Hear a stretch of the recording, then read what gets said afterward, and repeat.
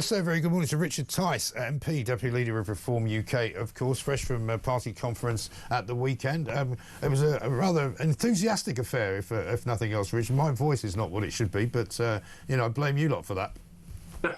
Well, that means that you were having a good time. It was exciting. It was enthusiastic.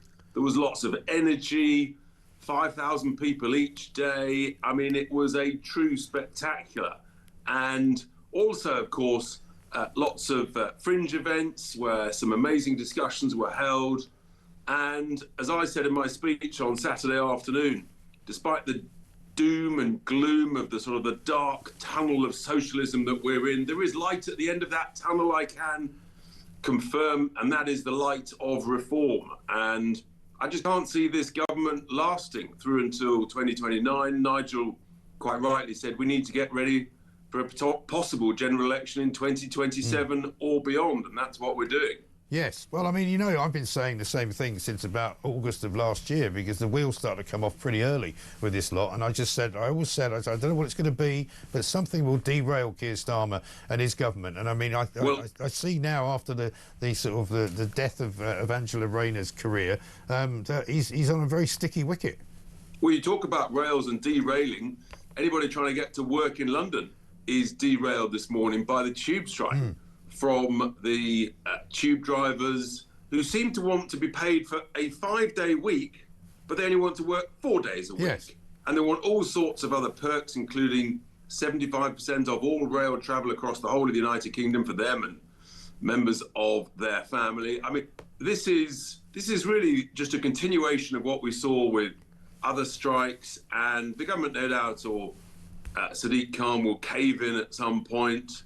And this is what drives up inflation, a ludicrous pay demands from the hard socialist leaders of these unions, who I think very often are actually acting in a way that doesn't really have the full support of the majority of their members, many of whom are perfectly reasonable folk who set the alarm, who go to work and clearly understand you can't work 4 days a week and expect to be paid 5 days a week. I mean, it's like you, Mike, working 5 days a week and expect to be paid for 7 days a week. It's not on. Yeah, well, you know, luckily we don't have any problems in that area at this moment. I'm not going on strike anytime soon. But what about the other unions who are threatening the Prime Minister over the watering down of these workers' rights laws as well? Because, you know, that's going to cost the economy an absolute fortune. There's a Euro battle going on now within Downing Street between the hard left Rayner sort of supporters, the unions, and the sort of Blairists. It's not going to end well, is it? It's not going to end well. It's going to be brutal. It's going to be bloody. And this is why you could easily see a situation where, if the finances and the bond markets rebel, as I fear they will at some point, and the current Chancellor, emphasis on the word current, has to impose significant spending cuts and austerity, which is required to cut out the wasteful spending, then I think you're going to see a significant number of Labour MPs saying, can't deal with that, I'm off to Jezza, the fruit and nut combination of Jezza and Sultana. Yeah. So, and that may well be the way somehow that this all goes pear-shaped. This unravels, yeah, absolutely right. Just to go back to the conference at the weekend, it was the first time, I think, that I'd seen anyway such media coverage of reform, you know, and there was a massive, you know, media sort of presence there. There was all sorts of booths. I noticed the BBC had 3 booths to everybody else's 1, you know, because they can't have just 1 booth. It's a BBC Network, BBC Local, BBC Regions, you know. But, you know, there was a real sense that there was a sort of a rump of what you might call the mainstream media sort of trying to find negative stories to write, but they couldn't really find any. Well, that's because there was so much optimism and hope at this conference. And for those watching, there's a picture of our bus. We were having meetings all over the place, on top of the bus, in the bus, and everywhere, because I just get a sense of real energy. And Nigel quite rightly said, of course, we're going to have different views on different things and policies, but we should do that behind closed doors. You have a debate, you have a discussion, you reach a conclusion, and then you've got to go out and sell it and be disciplined in that. And that's what we will push very hard to achieve. And look, the country's heading towards bankruptcy. That's the harsh, brutal reality. That's why I spoke at length about the need to cut out the vast amounts of waste. I identified a whole load in the local government pension schemes at the beginning of last week.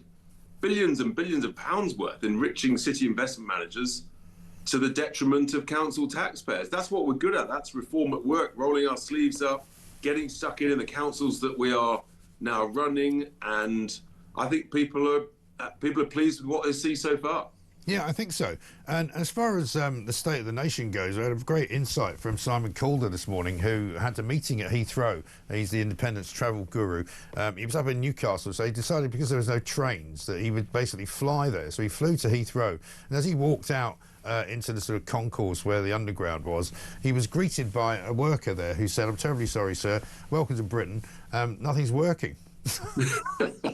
I mean, you just couldn't. But at least he wasn't arrested by 5 armed officers. True. Yeah, I mean, there is that. For having misspoke on a travel bulletin. I mean, it could be worse. It could be. Well, I've just been in West London this morning, and because there's no tubes or anything, I was very sustainable. I jumped on one of the old Lime bikes and headed in to ensure I was with you in time. So look, there's pluses and minuses to all of that. It's great for the physique and the waistline, so what's not to like?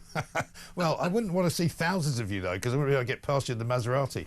So what about what we just heard Henry Bolton say there? He says that he doesn't believe this claim of Nigel Farage's that he could get rid of all the boats in 2 weeks after the law's passed. He says it'll take at least 8 months. What do you reckon? What a gloomy, ridiculous, negative prediction. I mean, that's why the country's in such a state, because people don't want to be ambitious, don't want to set a bold target and say, we're going to get this done. It's funny, isn't it? But the evidence shows Australia, they literally stopped the boats within just a matter of weeks when they had a pushback policy which was suitable for them.